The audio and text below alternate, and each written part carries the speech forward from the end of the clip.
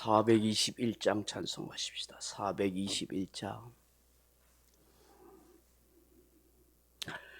421장입니다.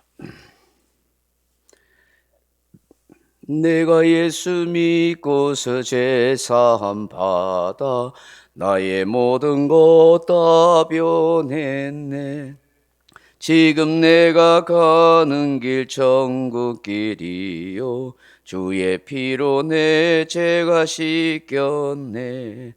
나의 모든 것 변하고 그 피로 구속 받았네. 하나님은 나의 구원 되시오니 내게 정죄함 없겠네. 주님 밝은 빛 대사 어둠에 치니 나의 모든 것 다 변했네. 지금 내가 주 앞에 온전케 됨은 주의 공로를 의지함일세. 나의 모든 것 변하고 그 피로 구속받았네. 하나님은 나의 구원 되시오니 내게 정죄함 없겠네. 내게 성령 임하고 그 크신 사랑 나의 맘에 가득 채우며 모든 공포 내게서 물리치시니 내 맘 항상 주 안에 있겠네. 나의 모든 것 변하고 그 피로 구속받았네. 하나님은 나의 구원 되시오니 내게 정죄함 없겠네. 아멘. 하나님 말씀 요한복음 13장 27절에서 30절 말씀까지 같이 읽겠습니다. 요한복음 13장 27절에서 30절 말씀까지 같이 읽습니다. 조각을 받은 후 곧 사단이 그 속에 들어간지라. 이에 예수께서 유다에게 이르시되 내가 하는 일을 속히 하라 하시니 이 말씀을 무슨 뜻으로 하셨는지 그 앉은 자 중에 아는 자가 없고 어떤 이들은 유다가 돈깨를 맡았으므로 명절에 우리가 쓸 물건을 사라 하시는지 혹은 가난한 자들에게 무엇을 주라 하시는 줄을 생각하더라. 유다가 그 조각을 받고 곧 나가니 밤이러라. 아멘. 사랑하는 성도 여러분, 우리가 이 가룟 유다를 보면서 무엇을 생각해야 합니까? 무엇을 조심해야 됩니까? 이 가룟 유다의 인생 실패를 통해서 우리가 교훈 받아야 할 것이 무엇이 있겠습니까? 바꾸어 말하면은 어떻게 해야 신앙생활을 잘 할 수 있고 시험과 유혹에 빠지지 않고 끝까지 승리할 수 있는 신앙생활이 될 수 있겠는가 하는 것입니다. 저는 세 가지라고 생각해요. 이 가룟 유다의 실패를 통해서 우리가 교훈받아야 할 것이 세 가지인데 이 세 가지만 잘 하면은 조심하면은 성공적인 신앙생활을 할 수 있을 것이라 그렇게 저는 생각해요.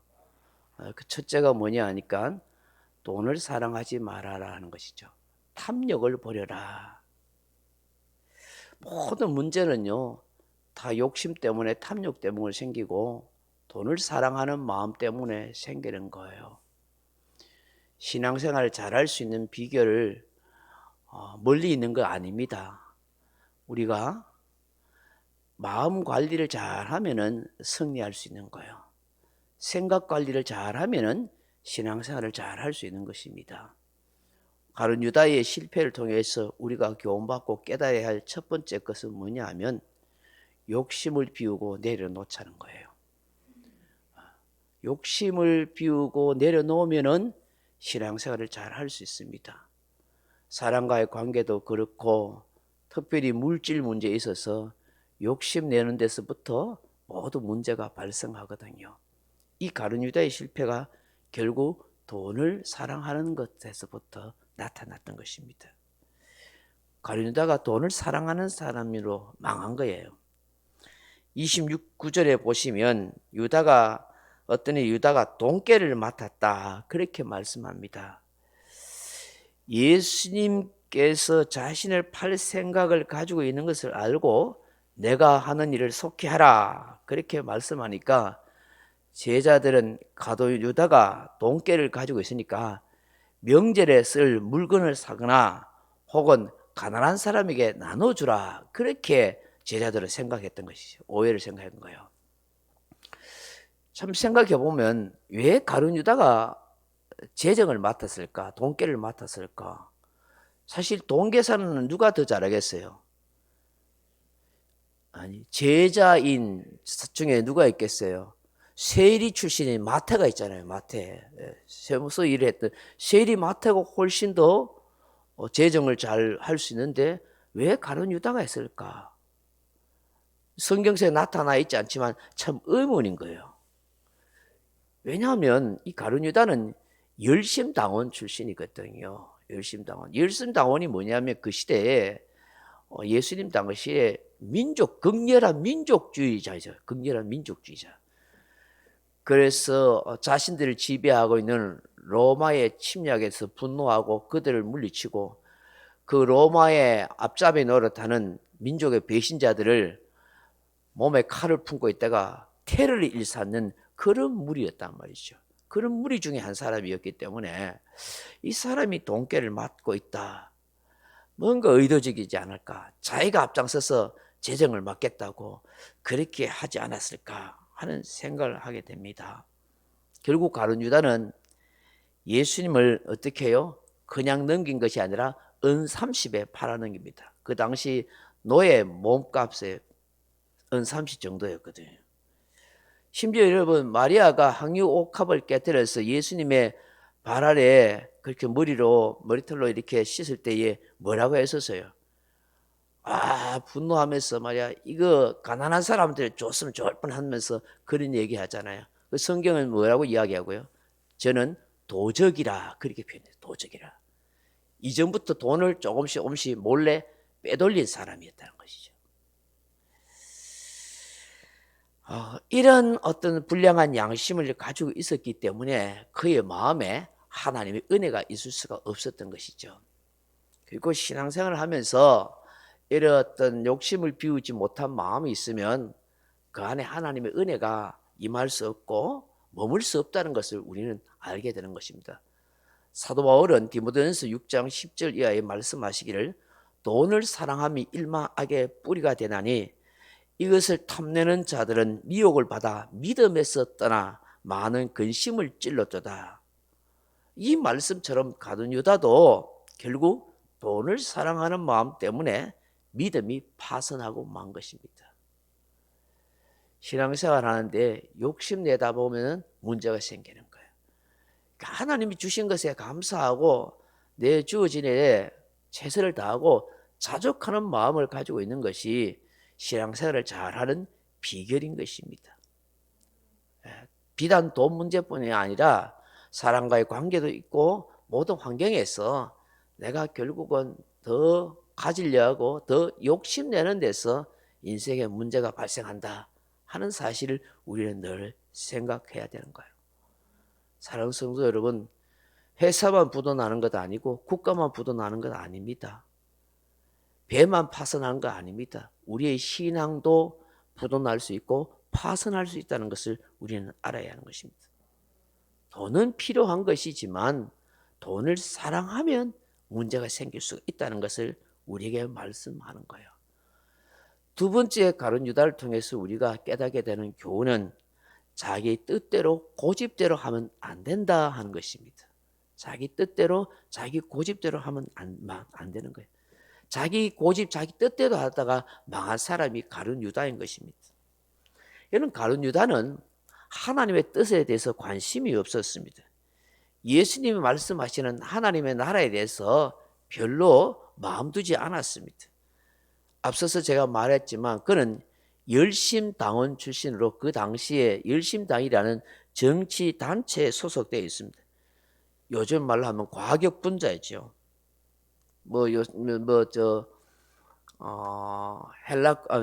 뭡니까? 이슬람 과격 단체의 테러를 일삼는 그런 수준의 사람이었던 것입니다. 이런 사람들은 수단 방법을 가지지 않고 투쟁하고 테러를 일삼아서 로마를 쫓아내려 하고 그리고 민족 반역자를 처단하는 일에 앞장섰어요. 이 사람이 어떻게 예수님의 제자가 되었는지는 알 수는 없습니다만은 예수님을 이용해서 자기의 뜻과 자기의 꿈을 성취하려고 했던 사람인 것 같습니다. 그래서 늘 예수님을 따라다녔지만 예수님을 통해서 뭔가 이스라엘 나라를 세우려 하고 다윗 왕국을 만들려고 했던 것 같다는 것입니다. 그러자 예수님께서 뭔가 이 세상 나라를 세워가고 그리고 저 예루살렘의 반역 무리를 능력으로 쫓아내고 뭔가 많은 사람들이 예수님을 따르면 뭔가 군사 조직화해서 반란을 도모해야 되는데 그런 일은 잘 하지 않으니까 속으로 불만, 불평이 있었고 실망이 가득했던 것 같아요. 그러자 안 되겠다 더 이상. 예루살렘의 세력들이 예수님을 죽이려 하니까 잘못하다가는 자기도 죽겠다 싶어서 결국은 예수님을 노리고 있는 그 대제사장과 바리새인들에게 은삼십에 팔아 넘기고 말았던 것입니다. 자기도 살려고 타협을 했던 것이죠. 가룟 유다는 자신이 생각했던 그런 정치적인 메시아가 아니라는 사실을 예수님을 통해서 알았던 것입니다. 왜 이런 가룟 유다가 생각을 하냐면 예수님 전후로 해서 이런 가짜 메시아가 꽤 많이 이 당시에 판을 치고 있었기 때문인 것입니다. 시몬 벤 코시바라 하는 사람이 있었는데 이 사람이 자칭 메시아라 해서 수많은 사람들을 끌어모아다가 로마의 반란을 일으켰었어요. 로마의 황제 화드리안 황제 때 반란을 일으켜 유대 독립을 추구하다가 결국은 이 사람이 수많은 추종자들과 전쟁을 벌였어요. 자기를 별의 아들이라 다윗의 아들이라 뭐 이런 식으로 해서 사람을 끌어모아다 전쟁해서 58만 명이 떼죽음을 당했다는 거예요. 그리고 이 코시바도 나중에 비참한 그렇게 최후를 맞이했어요. 예수님이 떠난 후에도 바알 코크바라 하는 사람이 또한 자신이 메시아라 하고 일어나서 많은 사람들을 유혹하여 사람들을 데리고 다니다가 무력으로 봉기를 했다가 이스라엘 사람 50만 명이 몰살당하는 그런 일도 있었다는 것입니다. 이런 일이 역사 속에 많이 일어났던 거예요. 자칭 메시아라면서. 아마 가룟 유다도 예수님이 이런 군중 봉기나 무력 봉기로 로마에 대항하고 이스라엘 나라를 독립시키려고 그렇게 생각했던 거예요. 근데 예수님은 그런 생각을 안 했는데 하나님의 나라를 이루게 오신 이 땅에 죄 많은 인생들을 구원하러 온 구세주였기 때문에 생각하는 거나 가는 길이 달랐던 거예요. 그런데 그 하나님의 뜻을 찾지 아니하고 끝까지 자기 뜻, 자기 고집을 구하다가 결국 망한 거예요. 그러니까 여러분 오늘 신앙생활을 잘할 수 있는 것도 내 뜻을 내려놓는 거예요. 내 고집을 내려놓고 아버지의 뜻, 하나님의 뜻을 말씀 속에서 찾아가면은 분명히 성공적인 신앙생활을 잘 할 수 있는 거라고 우리는 생각해요. 세 번째로 우리가 이 가룟 유다를 통해서 깨닫게 되는 게 뭐냐 하면 끝까지 회개하기를 거부했다는 거예요. 끝까지 회개하기를 거부했다. 예수님께서는 마지막까지 그에게 회개의 기회를 주었잖아요. 이 내 떡을 받는서 내가 그 떡 반죽 그릇에 손을 넣는 사람, 빵 그릇에 손을 넣고 있는 사람, 내가 빵을 주는 그 사람이 나를 팔 것이다. 이렇게 말을 했는데도 그는 전혀 양심에 찔리지 않았어요. 그대로 그 예수님 주는 그 떡을 받고서는 오늘 본문을 보면은 그 밤에 몰래 빠져나가서 예수님을 팔아넘기는 이런 일을 하지 않습니까? 잔을 받아서 그 밤에 다 줬는데도 불구하고 그 예수님의 잔을 받으면서도 전혀 양심에 찔리지 않고 그대로 예수님을 팔아버리는 참 불쌍한 이 사람의 모습을 알게 되는 거예요.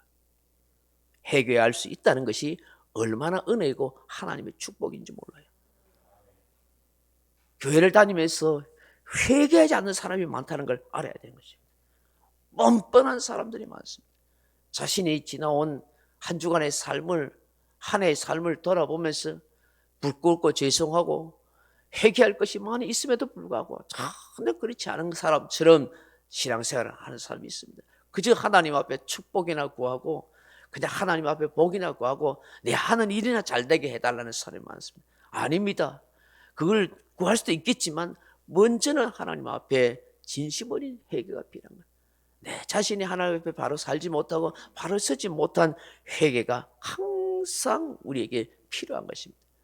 하나님은 회개하는 자를 긍휼히 여기시고 상한 심령을 가까이 하시고 불쌍히 여긴다는 사실을 우리는 알아야 하는 것입니다.